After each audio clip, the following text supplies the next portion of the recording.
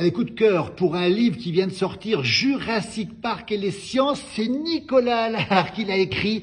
Bonjour Nicolas. Bonjour Philippe. Vous êtes agrégé, vous êtes essayiste, conférencier, écrivain, je l'oublie peut-être. Et alors, c'est votre 7e livre, paru aux éditions Belin, on va le rappeler encore une fois.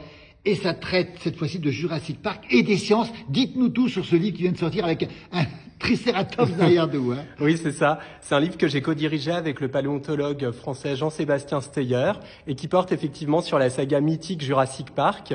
Et on a voulu la décrypter de la façon la plus large possible. Donc on a travaillé avec une généticienne, un mathématicien, un psychologue qui a notamment essayé de montrer pourquoi les dinosaures nous fascinaient autant alors qu'ils ont disparu depuis bien longtemps. Et donc on a fait un gros décryptage en fait de cette saga mythique. Le paléontologue lui a montré dans quelle mesure les dinosaures des films étaient réalistes ou pas. Et puis moi, je me suis intéressé en tant que professeur de littérature à toute la littérature préhistorique qui avait pu inspirer Michael Crichton, qui a écrit le roman Jurassic Park. Et puis on a essayé aussi de montrer quelle était un peu la place des dinosaures dans les arts du 19e siècle jusqu'à nos jours. Les Jurassic Park, on va le rappeler, et les sciences aux éditions Belin, ça se dévore. On va l'ouvrir parce que il y a des dessins exceptionnels là-dedans. C'est magnifique. Qui est-ce qui a fait tout ça?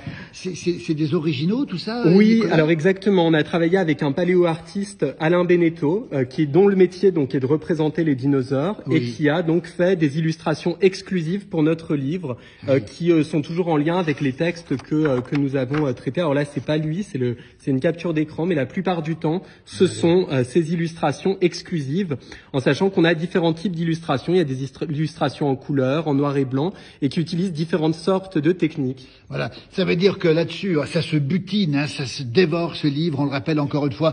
Partout en France, on peut le trouver, en Suisse, en Belgique, au Québec. Jurassic Park et les sciences, on apprend énormément de choses. Pourquoi ça passionne autant Nicolas Allard, Jurassic Park, dans tous les domaines d'ailleurs? Pourquoi ça passionne? C'est vrai. Alors déjà parce que les dinosaures, c'est une figure qui est très appréciée, aussi bien des plus jeunes que des plus âgés, qui ont toujours cette fascination pour ces monstres du passé, auxquels on n'a jamais été confrontés, mais qui finalement nous fascinent, parce qu'on sait qu'ils ont bel et bien été présents sur Terre, contrairement à d'autres créatures fantastiques, comme les dragons ou les monstres des contes de fées. Et puis, c'est une saga qui fascine aussi parce que ça a été un immense succès populaire au cinéma, avec le premier film de Spielberg en 1993, et puis tous les autres films qui ont suivi et qui ont toujours été des succès au box-office, même quand ils ont pu être moins bien appréciés par la critique. Alors dans la littérature, puisque vous êtes professeur de lettres aussi, oui. On en parle beaucoup. Oui, en fait, ça commence à partir du 19e siècle, parce que c'est au 19e siècle que la paléontologie va vraiment se développer, et des grands écrivains des mondes de l'imaginaire comme Jules Verne vont trouver que ces créatures-là qu'on vient de découvrir sont fascinantes et vont commencer à en parler. Donc on va avoir Jules Verne avec Voyage au centre de la Terre, Conan Doyle avec Le Monde perdu, et puis même Edgar Rice Burroughs, qui est l'inventeur de Tarzan, va consacrer plusieurs romans qu'il appelle le cycle de Pellucidar, à des aventures entre des hommes et des dinosaures.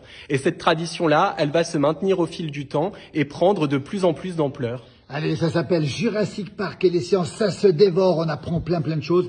Sous votre direction, Nicolas Allard, avec Jean-Bastien Steyer, avec, on a dit, d'autres personnes, d'autres regards, oui. On va dire, sur les dinosaures aussi. C'est ça, avec une généticienne, Alice Le Breton, qui a expliqué si on pouvait ou pas, avec notre technologie actuelle, faire revenir à la vie les dinosaures. Alors, c'est possible ou pas? Ah, bah là, il faut lire le livre pour avoir la réponse.